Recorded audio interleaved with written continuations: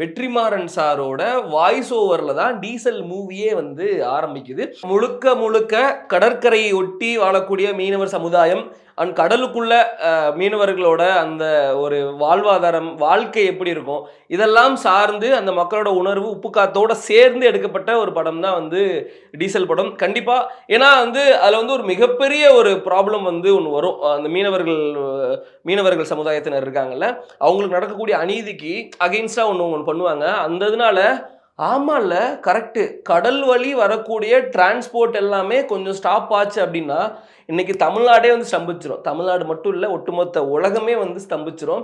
அதுக்கு ரொம்ப முக்கியமாக இந்த சீ டிரான்ஸ்போர்ட், கடல் வழி போக்குவரத்து அப்படிங்கிறது ரொம்ப ரொம்ப முக்கியமாக இருக்குது. அது ஒன்று.